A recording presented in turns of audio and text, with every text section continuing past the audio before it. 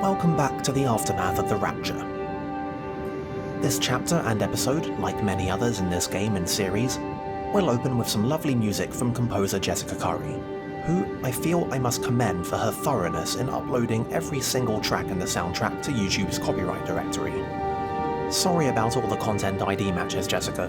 Don't worry, I bought the soundtrack on iTunes, and so will all of my viewers. Won't they?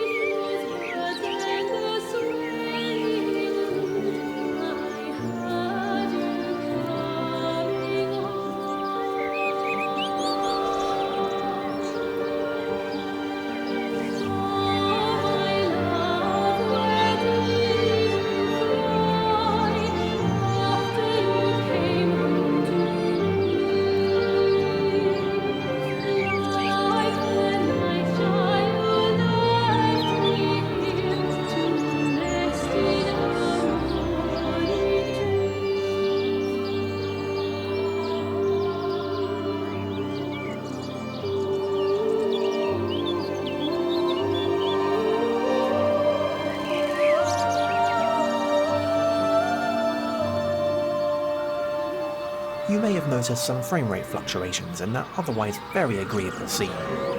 These happen because Rapture chooses to run its global illumination engine in real time on all objects at all times. This means that when we do things like, say, chase a glowing ball of light through a dark forest while the sun rises around us, my GPU will, like Father Jeremy, struggle with its faith in the trying time.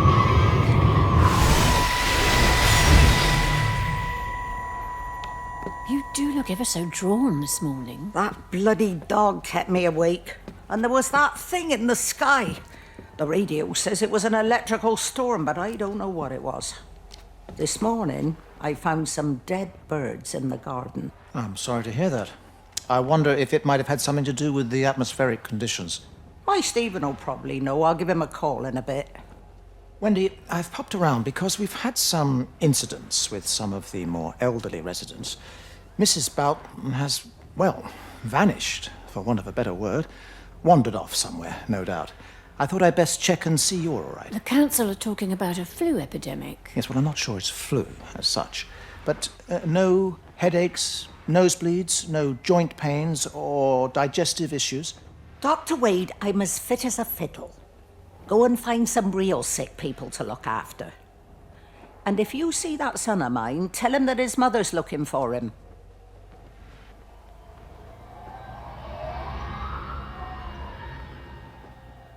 Wendy Boyles, née Wendy Appleton, mother of Stephen, brother of Frank, is the closest that Rapture comes to deploying a straight stereotype. Were Autumn Valley to be the setting for an episode of Midsummer Murders, or, if we may be so bold, Miss Marple, Wendy would be marked for an inevitable death in the opening seconds. Investigating her thinly obfuscated murder would lead our detective into uncovering every single scandal, indiscretion and dalliance she had come to know about in her many years, and at a loss for which was the one that got her killed. I'm sure it'd make excellent television, although personally I don't think it could ever hold a candle to David Suchet's Poirot adaptations, at least the first 8 seasons. Murder in Mesopotamia was the last good one. Fight me. Anyway. As with most characters, we first met Wendy in the previous chapter, where we saw her confronting Jeremy after having discovered his secrets. Based on those interactions alone, I think a lot of players will come to have a lot of assumptions about how Wendy's character is going to play out. And those assumptions are mostly all correct.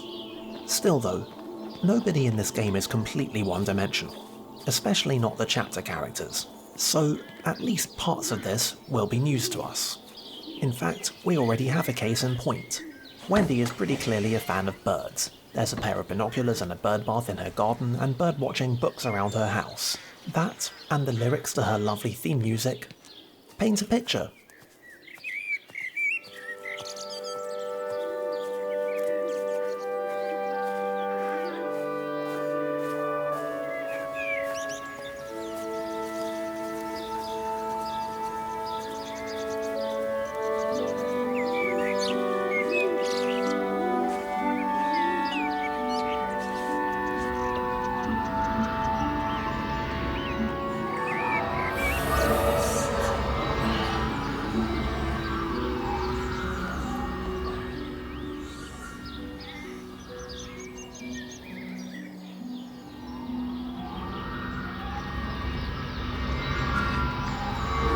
By virtue of having seen the previous chapter's finale, we've come into this area via the quote-unquote intended route, down the path from the church to Wendy's house.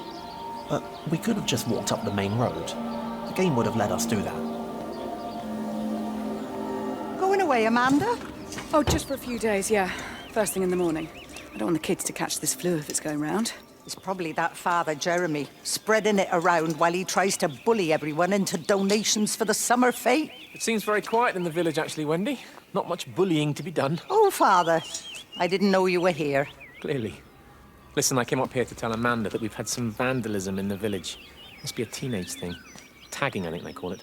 Someone's painting all over doors and things. Little vandals. Well, I'll tell Neil to make sure we're properly locked up when we go. A good man like my Eddie gone. And these thugs and yops running around defacing property. He gave everything to his country, and look what he got in return, nothing but an early death. He had a good life, Wendy. He had a short life. I look to my birds, Father. Lives lived unencumbered, free and simple. That's as God meant things to be.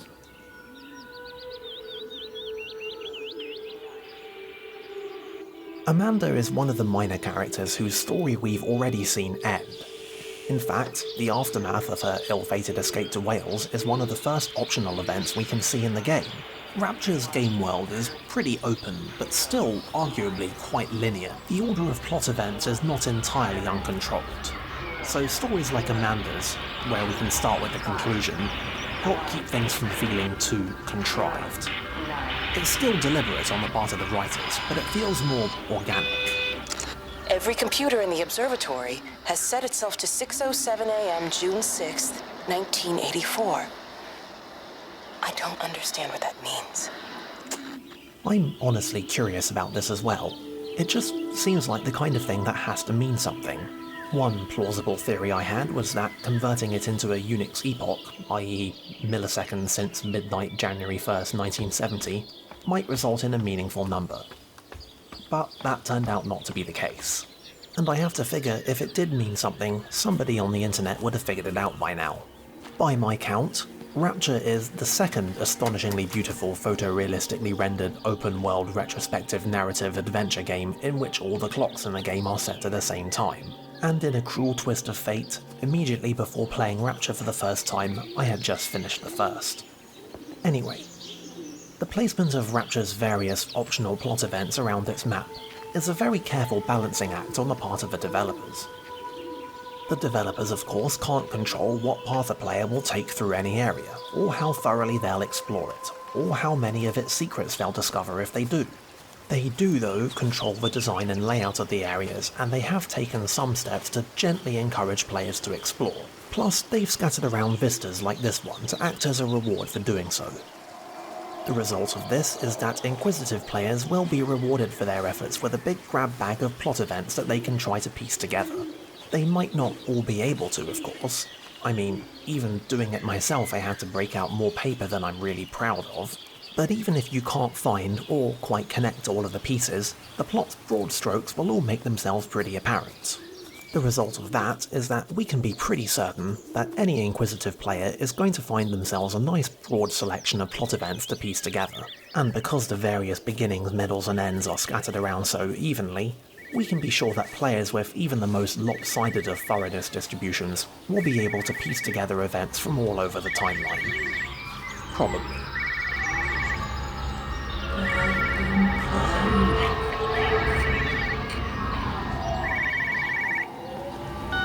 It got as far as the Haverton substation before we cut the lines. The interchange there just started dialing numbers at random. And the symptoms you're seeing match those we've been tracking here?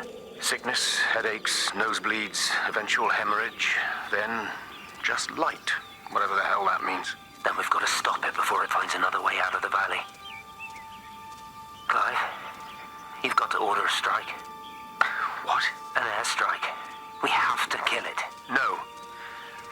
No, I don't agree. We've quarantined the valley, we've cut the lines, it's contained. What if you're wrong?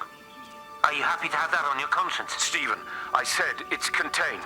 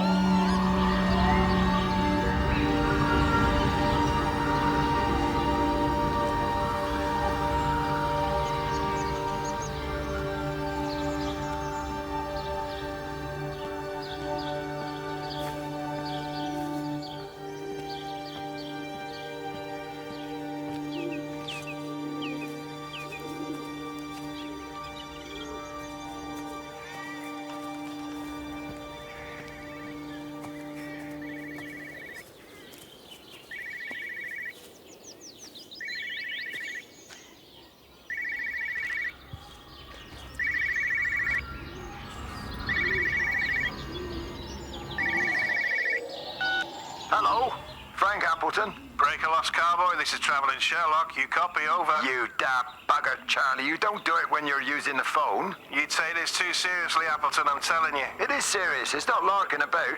You be listening to your number stations again, Frankie. It's not funny. It's serious stuff, and you should mind it. Now then, I'm assuming this is about a pint. I am going to the Whistler. My round, I think. I'll not argue with that. Frank, have you seen the sky? It's amazing. Don't think I've ever seen anything like it. I didn't realize we were off to a poetry recital as well, Charlie.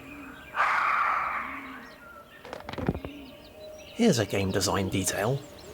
Each of the floating light orbs we've been following around, the ones that represent the chapter's main characters, has a slightly different personality. Most of the variances are subtle, but there's enough of them that most players will pick up on the fact after a while. Wendy, for example, is a lot more insistent about our attention than Jeremy was. She loves to fly over and pester us and try to get us to follow her. Terry called this morning. Said there was a problem with Harvey. Said he couldn't get through to the vet, so I said I'd come round and take a look. There's a lot of dead birds today. More here, too, poor little things. I've been trying to get hold of Stephen. He always knows what to do.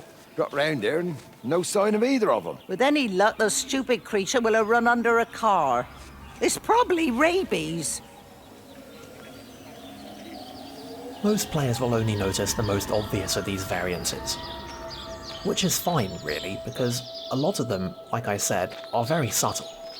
I only found out about most of them because of a write-up by the game's developers, and they're all things like exactly how close they'll get to an objective, or exactly how tight a turning radius will they take when flying around, or what are the little variances in their path when they're flying from point A to point B.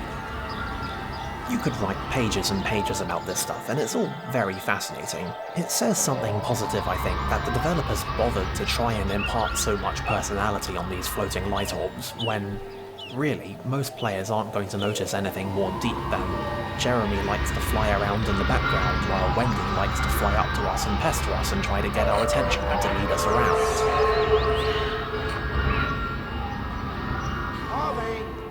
Harvey, come on, boy. Come on, Harvey. Come on, Harvey. Come on, boy. Harvey. Harvey!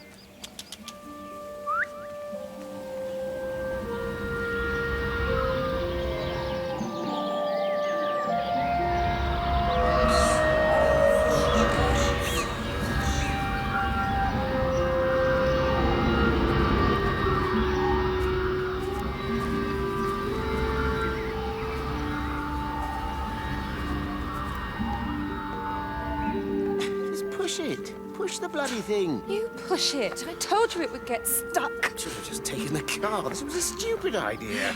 Moving here was a stupid idea. And I told you, Barbara said they've blocked the roads. Oh, God, this. You go and look then. Wait, is that Harvey? Harvey? Harvey! Harvey! Here, boy! Come here, boy!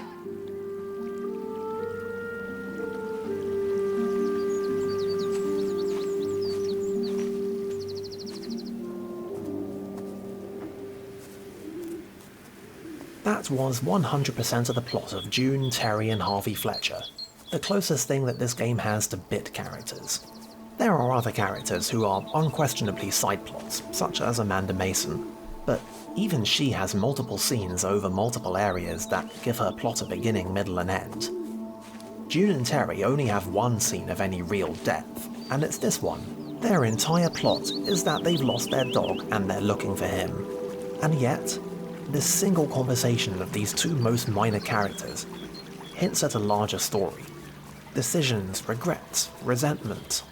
We're never going to see or care about these characters again, and yet the game still goes out of its way to acknowledge that they have a life beyond the game. I think this is called writing. Honestly, I find the whole thing curious. June and Terry are conspicuous by how little plot they have. I just wonder why there aren't more like them. Or why they aren't more like everybody else. It's weird, right? Phone call from Stephen. He wants to shut down the receiver. Something about instances across the valley. There's intermittent electrostatic discharges radiating out of Tower 6. All of the electrics on the main gate are blown. I'll find time to take a look once the data stream begins to calm down here.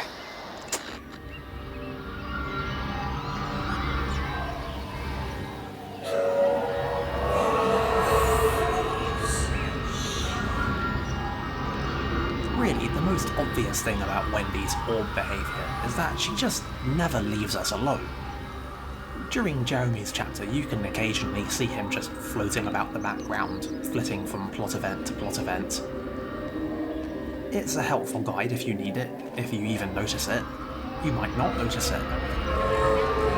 Wendy, however, you will notice.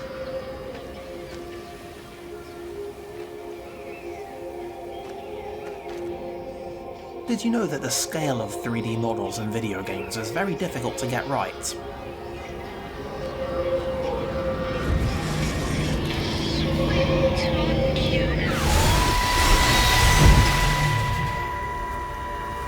Wendy, I'm married. You have to stop this. He's still sweet on you, Elizabeth. He left. It's too late. You loved each other long before she came along. It's just about making things as they should be. Wendy, no. It's not like you won't bump into each other anyway. One drink, what can that hurt? One drink, maybe. Oh, one drink, wonderful.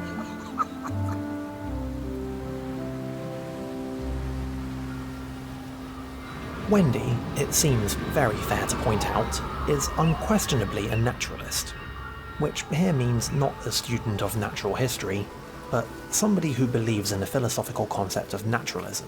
Naturalism is, abstractly, the belief that natural laws are at work in the universe, or more practically, it's the belief that there is a specific way in which things are meant to be. This is borne out pretty clearly by Wendy herself in her conversation with Jeremy and Amanda. She tells Jeremy she looks to her birds for inspiration, lives lived free and unencumbered. That's as God meant things to be. Of course, in doing so she commits the appeal to nature fallacy, which, by the way, is not to be confused with the naturalistic fallacy. Anyway, item number 1 on Wendy's list of things that were meant to be, the romance of her son Stephen and Lizzie Graves. I can't see him. Should we go down?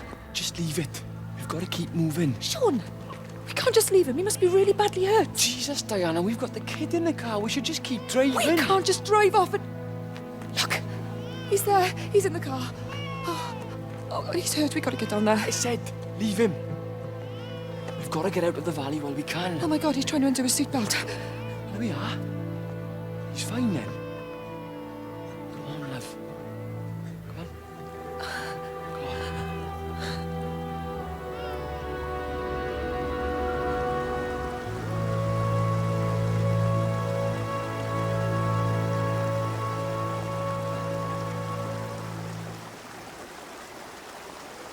For all my talk earlier about minor characters, there is one character in this game who has even less screen time, such as it is, than June and Terry Fletcher. And that would be Robert Graves, husband of Lizzie, who, we might recall, is the other half of the childhood romance with Stephen that his mother Wendy wishes to see rekindled. This is Robert's only real appearance in any flashback. He gets no dialogue and is very heavily implied to have died immediately afterwards. Narratively speaking, Robert mostly exists as a shadow looming large over Lizzie. It's readily apparent to almost everybody in-game and out that Lizzie and Robert's marriage isn't the happiest. It certainly isn't completely outlandish to think that Wendy probably wouldn't have needed to try that hard to get Lizzie to play along with her plan. It's much harder, however, to say with any certainty whether or not, and for how long, Lizzie and Robert's status quo would have continued if not for Wendy's intervention. Good grief, Wendy, you'll catch your death. They're all dead, Father. All of my birds. Here, take my jacket. I tried to be a good woman. A Christian woman. But I've been proud. Just as the Lord forgave you, so also should you. What matters is we try our best. God sees that. Come back to the village with me. I'm not so far from Stephen's now. I need to find my son. It's what Eddie would have done. Yes. I suppose it is. I'll say a prayer for you. Thank you, Father. She loved you, you know, Mary. You helped her. I'm sorry if I judged you harshly. It doesn't matter now. It's late. You should find a place to sleep. I'm sure when the sun comes up, everything will seem better.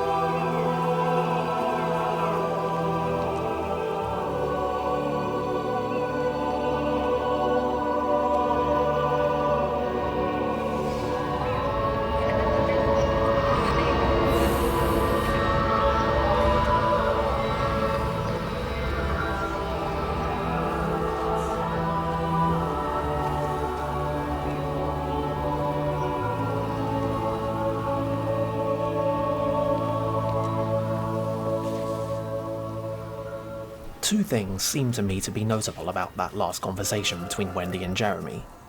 The first is that it took place at a war memorial.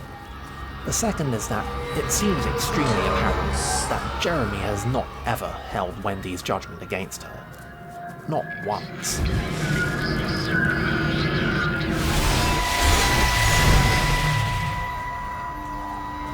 Fancy seeing you here. Oh. Is everything all right, my dear? Oh, I'm sorry. I'm all right. It's just... Robert. That man doesn't deserve you.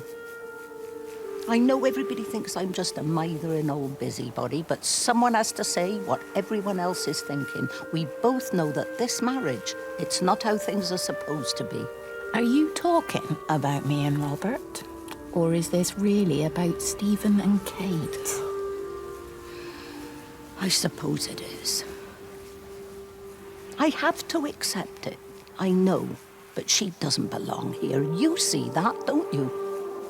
There's a place for people, and this isn't hers. Oh. Well, I'm not talking about the colour of her skin. Don't look at me like that. What they do up there, it's not natural. There are some things we're not supposed to understand. I don't like her, and I don't like how Stephen is around her. He was a better man when he was with you.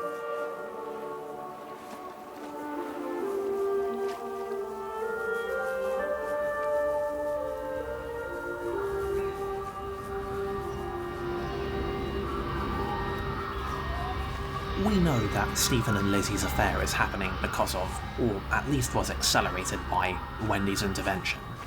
It's not very much of a mystery why Wendy would think so little about breaking up Lizzie and Robert. Stephen and Kate, on the other hand, required some explanation. And now we have it. Two, in fact, which might either or both be true. Explanation the first. Wendy's naturalism. You heard it from her. Lizzie and Robert was not meant to be. Stephen and Kate was not meant to be. Stephen and Lizzie is meant to be. It isn't hard to imagine why the idea of a romance developing out of a childhood friendship would appeal to a sentimental idealist naturalist like Wendy, especially if, as some evidence suggests, that mirrors her own relationship with her late husband Eddie. But Stephen walked away from that relationship and left the country, and saw the world, and came back married to some foreigner. How dare they? Wendy takes this as some kind of personal affront, and justifies this idea by casting Kate as a negative influence on Stephen. Which brings us at full speed into explanation number 2. Wendy's a racist. Or at least she probably is. She has deniability, but don't they all? Whatever the origin, Wendy's judgment of Kate is unequivocal. She doesn't belong here, and she should get out and take all the staff of Valis and apparently the entire field of astrophysics with her. The game leaves the decision of whether or not to take Wendy at her word up to the player. Personally, I'm skeptical, but I also think we should avoid falling into the trap of thinking that the distinction matters that much. After all, whether the belief is rooted in deep racism or in naturalism, thinking that somebody should get out of your country because they don't belong here is just awful, period.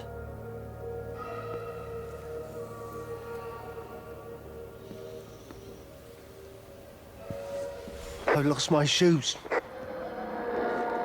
I lost my shoes, sir. There's arches on the green.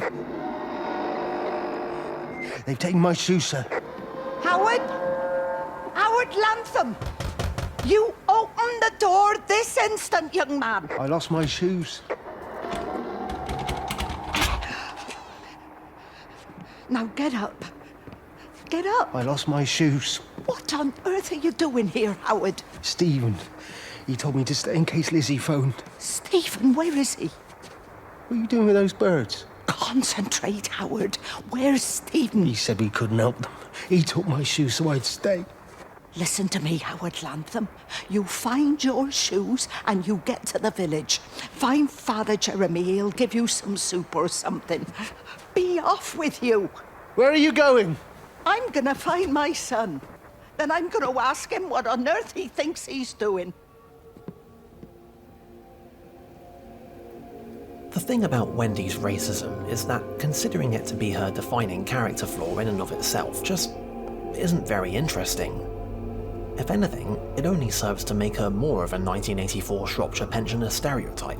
Simply writing Wendy off as a bigot and a bad person would be boring.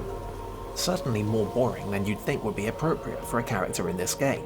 Nor would it be very consistent with what we've seen to suggest that Wendy isn't capable of empathy, introspection, or forgiveness.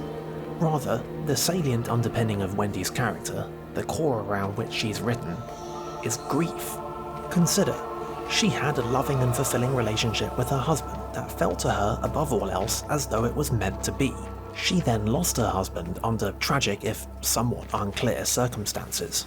Quite understandably, this left her stricken with grief for what she had lost. Suppose that, for whatever reason, she couldn't process her grief and instead carried it with her for decades. I submit that after being carried for so long, Wendy's grief over her lost sense of completeness began to metastasize into an obsession with the natural order and a hatred for those who transgress upon it, who go where they aren't meant to be, and learn what they're not meant to know.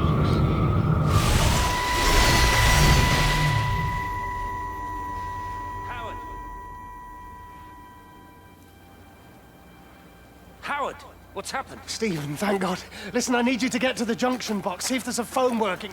No, stay back, don't come up here! Oh, Christ. Is that... Bloody idiot! Where the hell did they think they were going? I think they must have thought they could walk out along the line.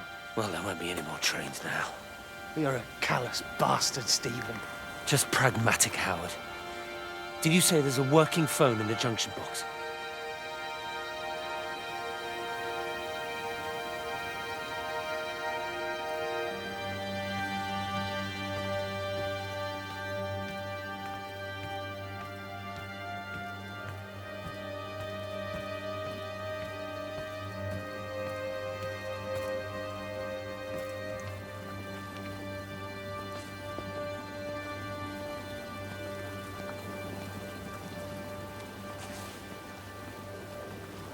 I think, when you consider Wendy's naturalism to be rooted in grief rather than some innate prejudice, her actions start to make a lot more sense.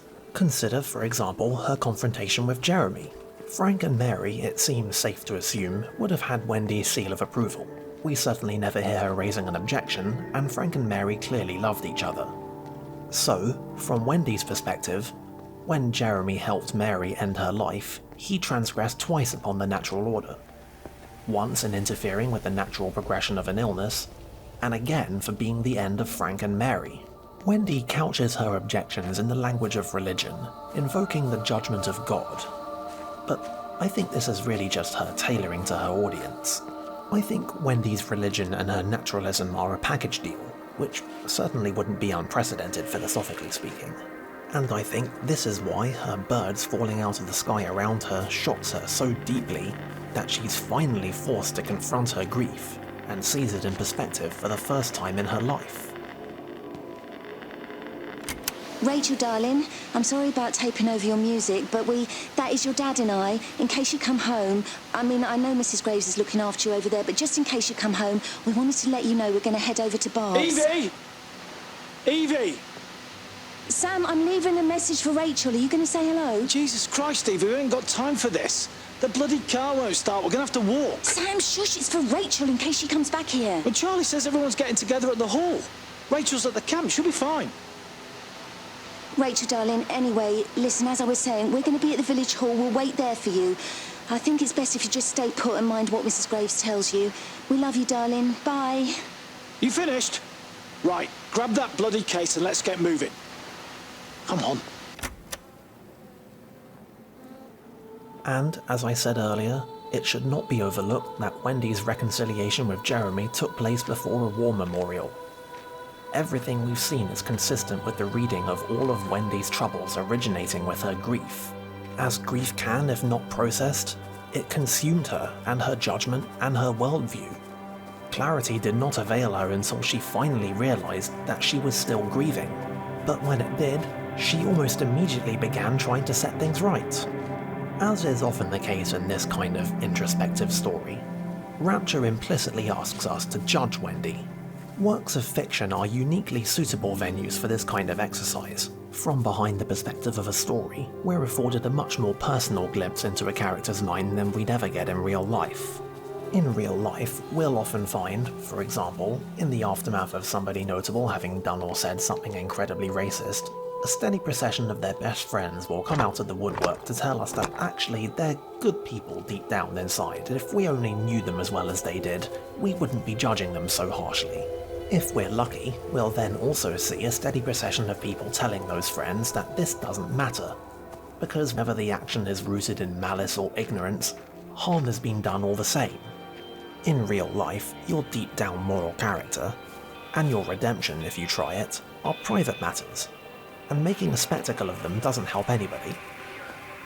In the world of fiction, though, this restriction is somewhat loosened. There's something in the observatory with me. I can feel it reaching out to me. When it's close, I'm overcome with the most profound sense of loneliness. As it happens, religion provides a pretty apt metaphor for all this. Whether or not you're a devout believer, my meaning should be pretty apparent when I say that your redemption is a matter between you and God. By the same token, Wendy's redemption is a matter between her and you. We've seen and heard everything that Wendy has done and said. and we know everything the author has deemed to be relevant about her character. And so the final decision falls to us.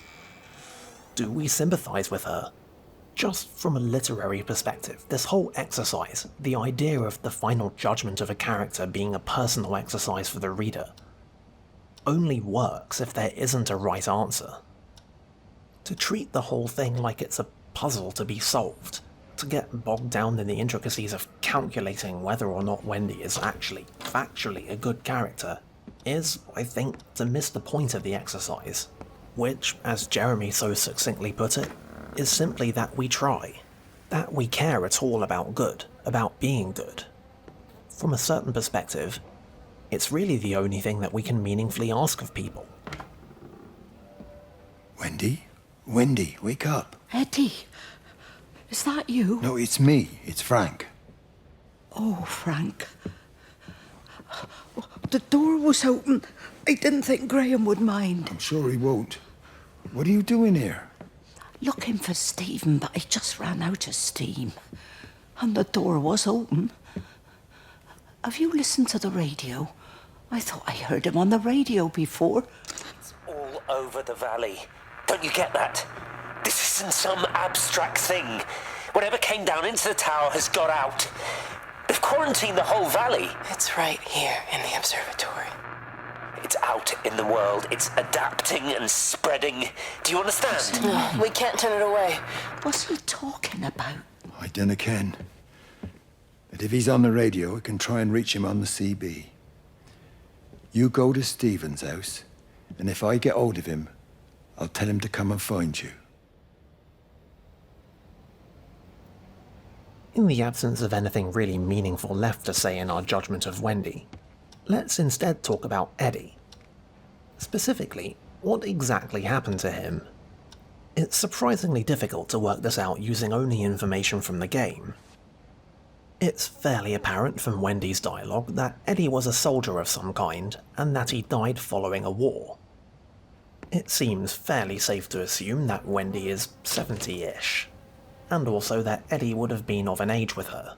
With these assumptions in place, the dates involved line up just about enough for us to make the, again, educated guess that the war in question was World War II. Rapture is set in the year 1984, or almost 40 years after that war concluded. That's quite a gap.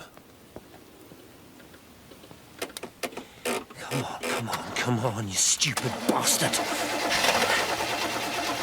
Come on, not now. Come on. Ah, damn bloody thing! Jesus!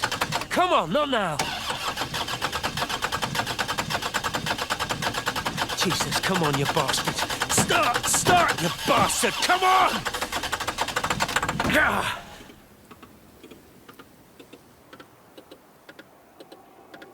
To learn any more than this, we're going to have to cheat and consult the developers. They said, in a write-up after the release of the game, that Eddie did in fact die following World War II, but he didn't die in the war. Rather, he was injured and sent home. He never fully recovered though, and continued to deteriorate physically and mentally before finally dying of a stroke sometime in the 1960s. Stephen?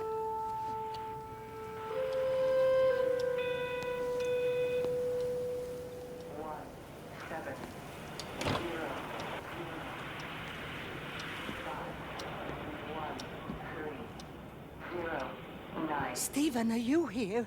It's your mother. Answer me. Stephen!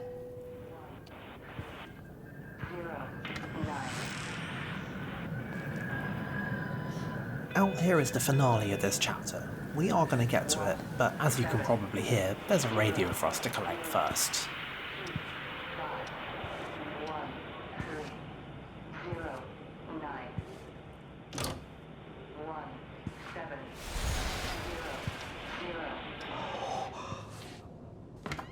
What have you done, Stephen? Oh, Kate. It's hard to be completely sure, but I think this map shows every major plot event in the game. Stephen has been nothing if not thorough in his work. In fact, this isn't even the only such annotated map in the game. There are a couple you can find. Sadly, they're not especially helpful as navigational aids to us, though I guess Stephen didn't have the floating light orbs to help him. There must be a logic to the pattern. It's shifting in response to me. It's alive. It's the only explanation. Needless to say, we'll have a bit more direct insight into what Stephen's been up to later. Something else that's only just struck me is, I have no idea what's supposed to be the audio cue that guides us to this location when we've finished all the major plot events in this chapter. In the last chapter it was the church bells, it was pretty obvious and on point. I'm sure someone will point it out to me, and it will be very embarrassing. Stephen, where's Kate? Are you here? I suppose you might as well, while you're at it. Tell me how you finally judge Wendy.